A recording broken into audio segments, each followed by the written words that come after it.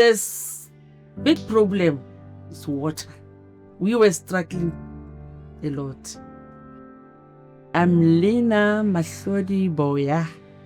I am the site manager of Majaji Daycare. From the beginning, we were struggling with water. Sometimes we buy water from the donkeys. Sometimes we hire a buggy with a big drum. Yesterday when they arrived here, I was so surprised. I feel like crying. Because water is the first thing we can use it on the place. Drinking, washing, cooking.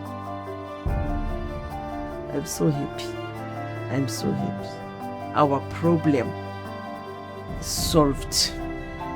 I must help other people the way you helped me. Getting the right nutrition is essential to achieving and maintaining good health. Yet accessing balanced meals that also support health challenges and fulfill personal tastes is not always as easy as it should be. At Mom's Meals, our passion is to provide nourishment and deliver wholesome meals to the homes of those who need better nutrition to support their health and wellness, no matter where they live. It's the reason we've built our business from our own personal roots, caring for our clients as we do our own family and loved ones. Our menus are designed by professional chefs and registered dietitians to taste great and support the nutritional needs of common health conditions. Clients get to choose every meal, every order. Meals are delivered to any address, no matter how remote. Simply place your order, receive your delivery, heat, and enjoy. To learn more or view the wide variety of refrigerated meals available, visit momsmeals.com.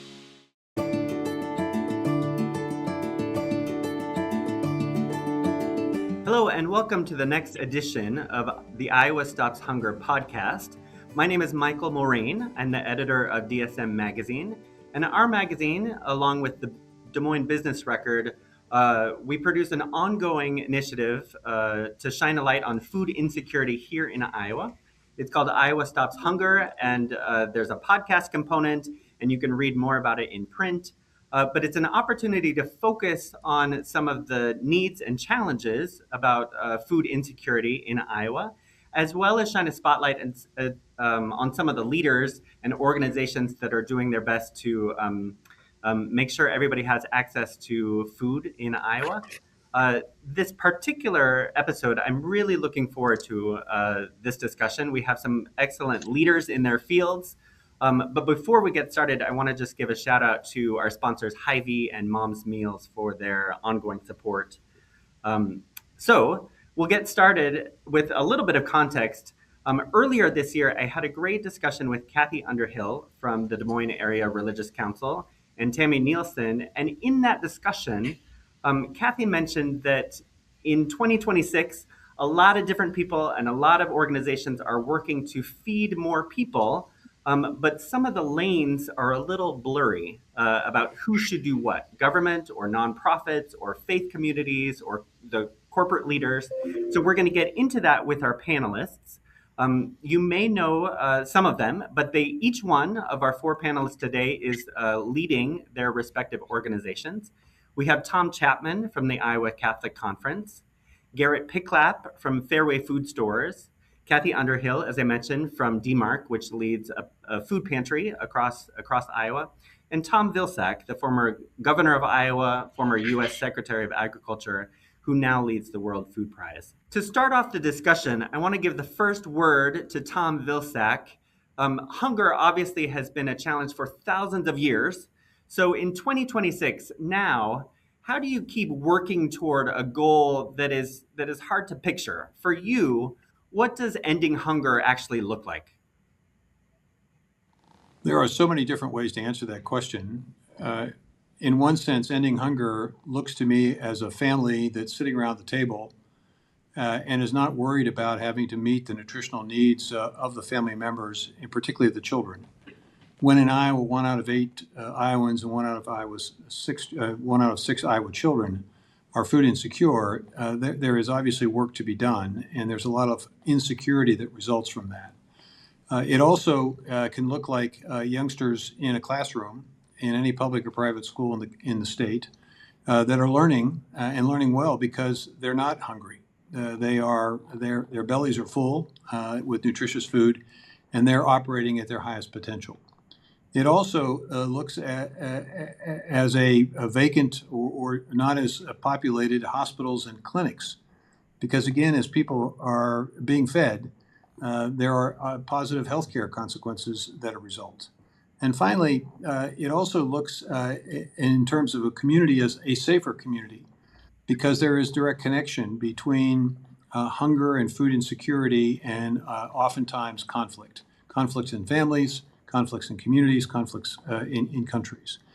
So in terms of ending hunger, the picture can be hopeful, can be inspiring, and is multifaceted. And I think it's important to recognize that and appreciate that hunger is a multifaceted and challenging issue. Thank you. For the others, do you want to chime in, especially we look at Iowa? What does the goal of ending hunger in Iowa look like for you, Kathy Underhill? Sure. So it's hard to follow Governor Vilsack. I'll say that. But I think he's exactly right. It looks like everyone having access to enough nutritious food to meet their needs. And a part of that is the actual calories, and part of that is certainly psychological and the toll that worrying about where you're going to get your next meal, how that permeates people's lives. And I think it's a completely solvable problem. We could absolutely choose to solve hunger in Iowa. Yeah, I'll just jump in the sense that, Jesus said the poor we will always have with us, but we still have a responsibility to help. And I think something that in the religious community, we have to do our charity, which is always very important. But I think sometimes people forget about the obligation to advocate for justice. And one of the things that we can do is to help make sure that people have access to the programs that people need, to solve hunger. And I think it's very possible that we can actually end hunger in the state of Iowa if we put our minds to it and get our policy right on that. Yeah, the only thing I would add to that is on behalf of Fairway, access to quality, affordable, nutritional, substantive food is an important part of our mission. And then to Tom's final point, how we give back to our communities in furtherance of that mission, we try to do our part. You all represent different sectors of society and the business world, the government sector, nonprofits. And you all know this, but a lot of really smart people like yourselves are working toward these goals. How do you see sort of the division of labor? Who should do what to most effectively work toward these goals? I want to make sure we're round robining so people get the first chance. Tom Chapman, let's start with you. How should the faith community in general, what should their role be as we all work together to feed more people? Well, certainly from the Catholic Church perspective, and I think most mainstream groups, we really have two responsibilities. One responsibility is to do our charity. And so we have a responsibility to do that and help groups like DMARC and many other groups to help alleviate hunger. But we also still have that obligation, as we say, to work for justice. We have an obligation to do advocacy and try to change the systems that are still, keeping people hungry in some ways. And so from the religious community perspective, we have kind of a dual responsibility, and that's what we try to do, with our organization on behalf of the Catholic bishops. Garrett, where do corporations fit into this? Whether they are working as Fairway does directly with food and food distribution, but also the broader corporate community. What's the role there? Yeah, Fairway touches lots of parts of this issue. I think Secretary Vilsack said it best when he called it, he didn't call it a spider web, but there are so many tentacles to this issue. Fairway's investing in building full service grocery stores in towns of under 2,000 people to ensure that that community has access to quality groceries and affordable groceries. That means that we're hiring between 50 and 75 people in that community to help them achieve a standard of living to afford affordable, quality, healthy groceries. We also source as much of our products as possible from area communities, protein in particular. Iowa has access to great beef and great pork. And it's important that we support area farmers. I could go on about sweet corn and melons and other things that we do to support area farmers. And then whether it's access to those groceries or reduction in food waste to our local partners, or whether it's how we give back to our communities to ensure that community thrives. And all of this centers around what we do, and that is to be the best in meat and groceries. So no matter if it's where we build, how we invest, where we invest in wages, how we source food, or how we give back, it's around quality access to meat and groceries. Kathy, how about you chime in next? Sure. So obviously currently in the nonprofit sector and spent many years there, but also have worked for state government administering federal nutrition programs. And my observation over time has been that what used to be the government's role has really shifted to the nonprofit role.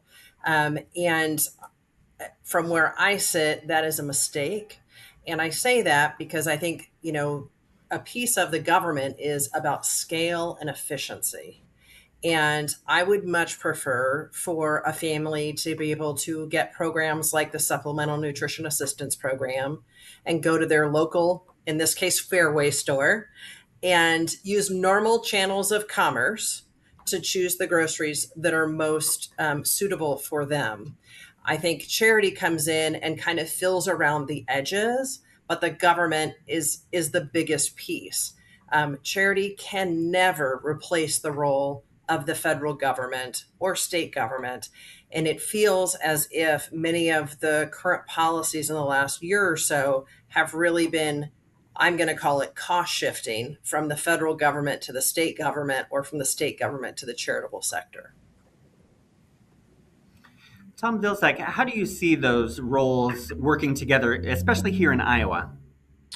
Well, first of all, I'm really impressed with the answers that have been given because I think it recognizes in the nonprofit world, in the faith-based community, and in the corporate commercial world, a recognition that for all aspects it is a priority, and that is reflected in the decisions that are made by Fairway, the decisions that are made by the Catholic Church and other churches and faith-based organizations, and the decisions that are made by nonprofits. So first and foremost, I think all of us have a responsibility of lifting this issue up to the consciousness of everyone, because it is absolutely a solvable problem if it is a priority, if it's a priority for all of us. If it's a priority for all of us, then the changes that have recently been made in the Supplemental Nutrition Assistance Program, the WIC program, and some of the other nutrition assistance programs might not have happened. There would be a consistency from administration to administration because the people at every level, nonprofit, for-profit, and faith-based, are all speaking the same level of priority. Just to give you a sense of this, when the SNAP cuts were enacted as part of the reconciliation bill, it was the equivalent of taking 6 billion meals sort of off the system or out of the system. That just happens to be the equivalent of what Feeding America, through all of its work with all of its food banks, does nationwide. So it's important, I think, and necessary, first and foremost, for all of us to lift this to the point where it becomes a priority, becomes extremely difficult, regardless of what part of the political spectrum you're on, to basically not put resources behind. It is also a balance. There's no question. Government cannot solve this problem by itself. It needs partners. It needs the faith-based organizations and community, the faith-based churches, basically reminding us every single week of the importance of that justice that Tom talked about. It takes the nonprofit organization and their extraordinary army of volunteers who make sure that whatever gaps exist can be filled. It takes the grocery stores who do a remarkable job, particularly in those small towns, where access to food without a grocery store is really difficult, and that certainly feeds into food insecurity, making the commitment, as Fairway has done, to make sure that they're present, that they are actually making a decent grocery store available. So I think it's a balance, I think it's also working collaboratively and in a coordinated fashion. And if you do that, I think you can see numbers come down. And as numbers come down, we get closer to that goal of ending hunger here in Iowa and around the country. This week's Hunger Insight is presented by Mom's Meals.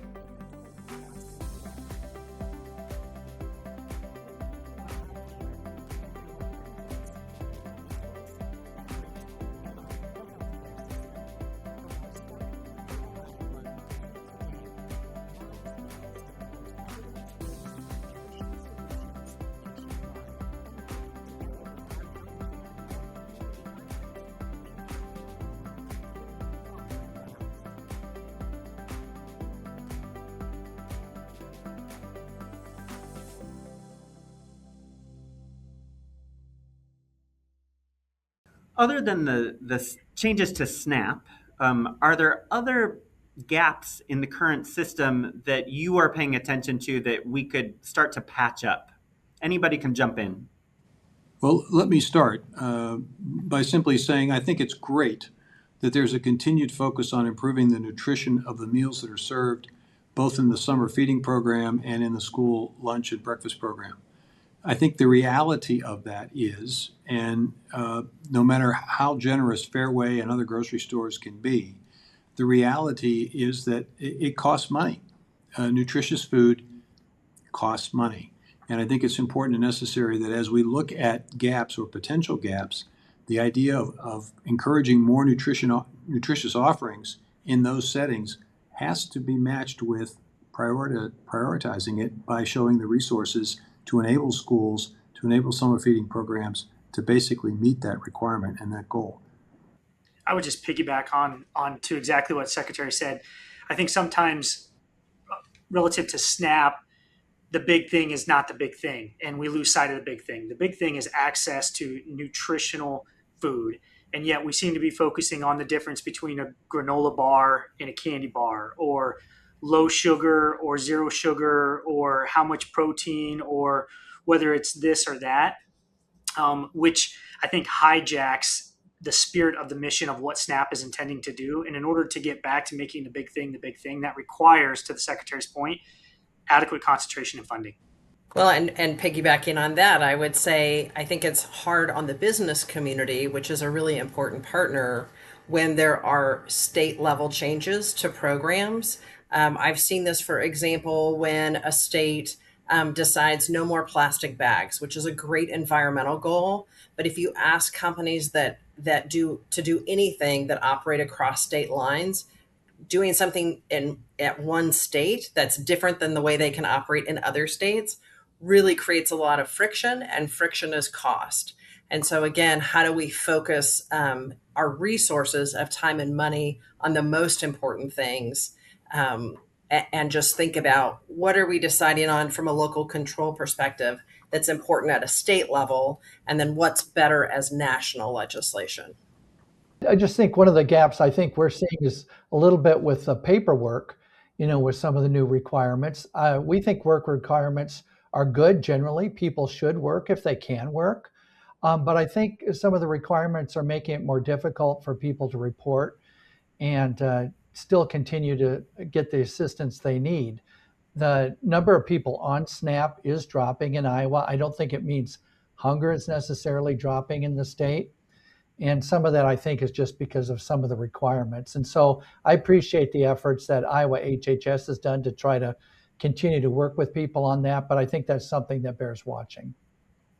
Just one final comment there. The Double Up Food Bucks program is a good example of the state dedicating resources to an initiative that I think furthers the big mission. And we're a proud partner of that too. Are there other examples of collaboration like that do seem to be working that you want to spotlight? Well, I certainly appreciate the fact that the state's made the decision to participate in the summer feeding program.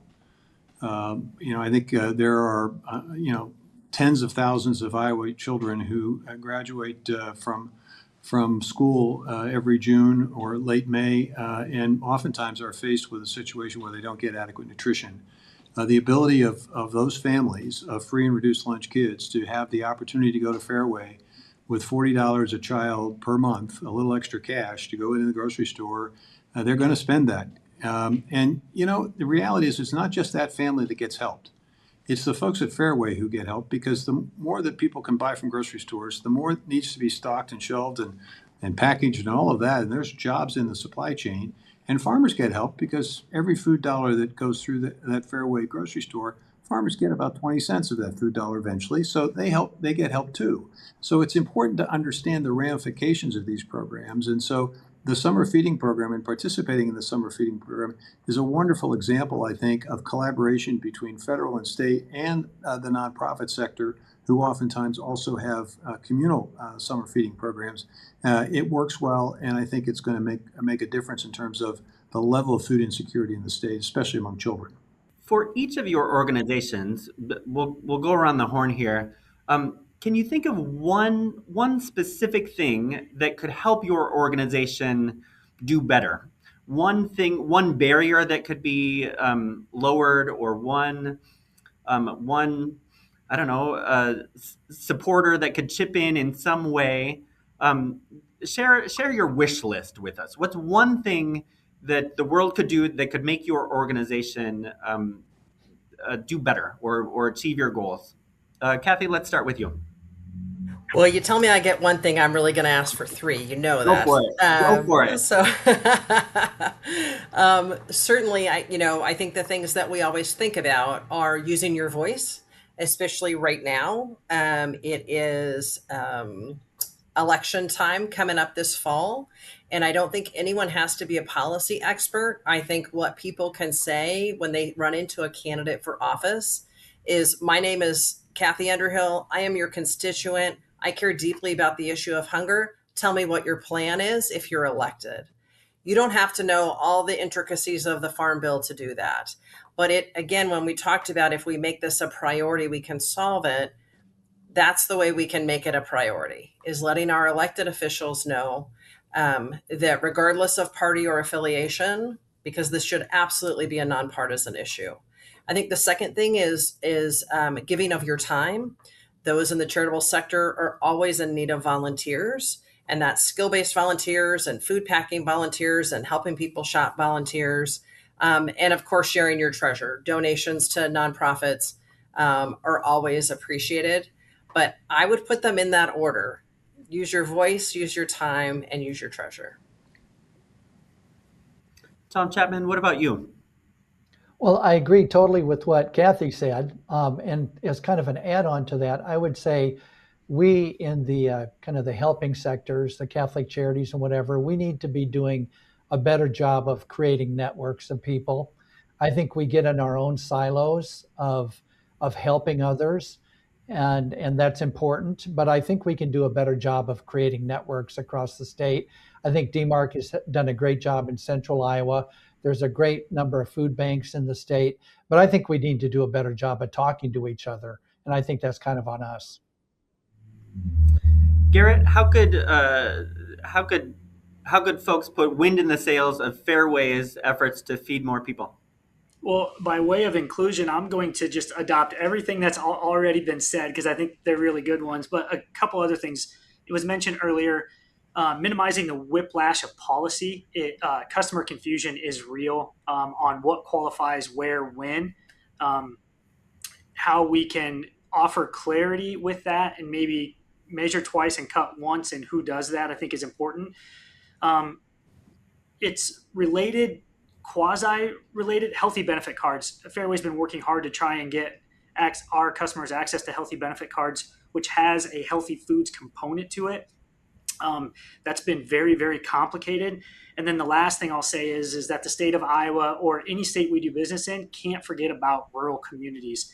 Partnering with Fairway to invest millions into a grocery store for access to that rural community is important. And I know it's not directly inclusive of the topic, but by way of our investment, obviously access is a big, big deal. And states need to ensure that they are incentivizing the right kind of development to make sure that companies like Fairway and others are investing in rural Iowa to make sure that there's access to healthy food.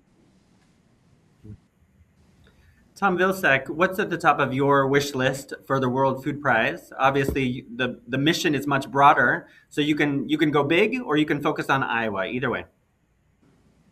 Well, I'm going to do. You're not going to limit me to one answer. I sure will not. In terms of Iowa, it's an opportunity, I think, for the World Food Prize Foundation to lift itself up by lifting the issue up. Too few Iowans fully appreciate the role that the foundation can and does play in terms of this fight domestically. We have the Hunger Summit that's coming up this week, where we invite Iowans to come in and have a conversation about this and raise the awareness and level. Connected to that is a meal packing exercise where we hope to get 25 to 30,000 meals packed. But we've set a goal in October of doing something sort of way out of the box. We want to set the record for the most number of meals packed in an hour. Now, to do that will require us to pack over 533,000 meals. So we've set a goal of packing 600,000 meals. Now, what that does is it lifts our voice up because it creates a challenge for Iowans to help us meet.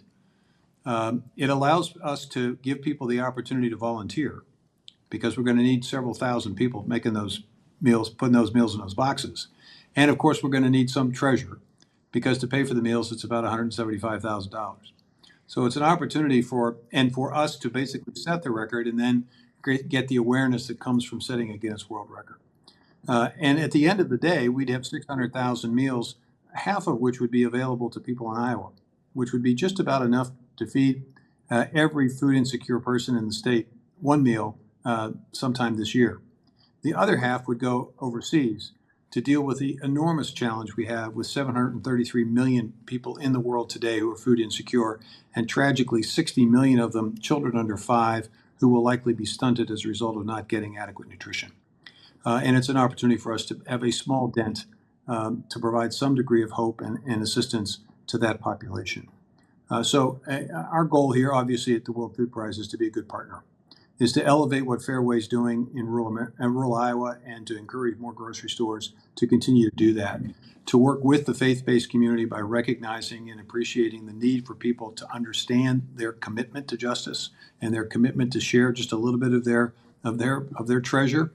And work out and the team, the volunteers who are amazing, who are working at a multitude of locations, food pantries, food banks, and clinics across the country to try to address this issue.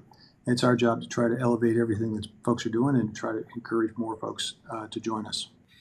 This is helpful, and this discussion is exactly what I was hoping for some big picture perspective, but also some very actionable things that Iowans can do if they want to pitch in and help the cause. We're going to wrap up in just a minute, and I'm going to ask each of you to just share one example or one anecdote that gives you hope in the fight against food insecurity. But before we wrap up, I just want to thank you for participating in this panel, and thank you, listeners and viewers, for tuning in. If you would like more information about this, and I hope you do, you can find it at DSM Magazine and the Business Record, both publications of Business Publications Corporation.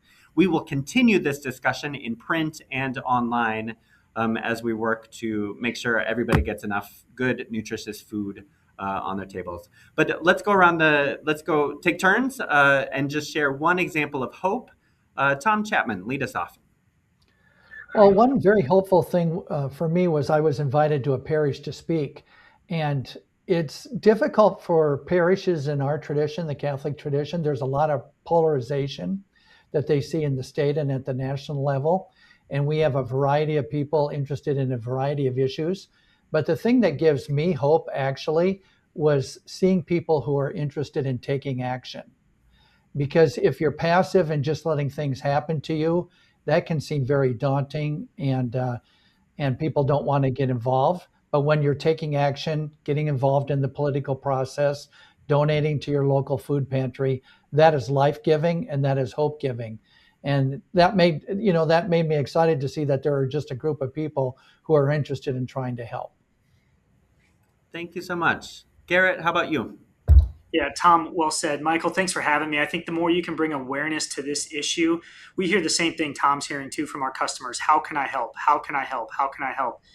In 2025, we gave almost $4 million to local food banks by way of product donation and almost 900,000 pounds to the Food Bank of Iowa. And that is in large part due to our customers' generosity in wanting to help by way of great partners of Kathy and her team. And I'm thinking of Riverbend and Siouxland and the Food Bank of Iowa and the Farm Bureau of Iowa. We partnered with them to donate protein. So I'm given hope by our customers and our great partners who want to try and solve this issue. And the more we can bring awareness to it, the more I know the right people will step up. Thank you. Kathy. I feel hope every day. We have a food pantry here on site at DMARC, and I generally go out there and at least stop in every day, help people pack up their groceries. So I get to hear the stories about people saying, I've been out of work for a while and I just got a job and we're getting back on our feet. So those very, individual stories about people kind of getting reset with their lives. The other person that came to mind is a farmer named Mike Pinnock, and he owns a sweet corn farm in Carlisle, Iowa.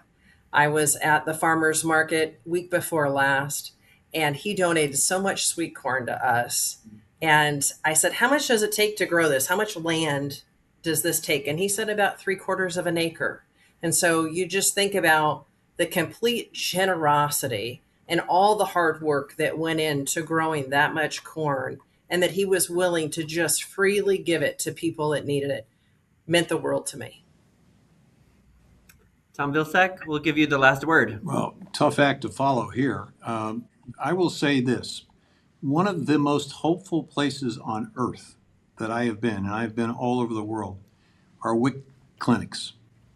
If you go into a WIC clinic and you spend time with folks there, you're going to see people that genuinely think the future's bright, that genuinely believe that there is collaboration and partnership that can make lives better, and can steer people to get the kind of help and assistance that they need to take care of their young ones. One of the most hopeful places on earth.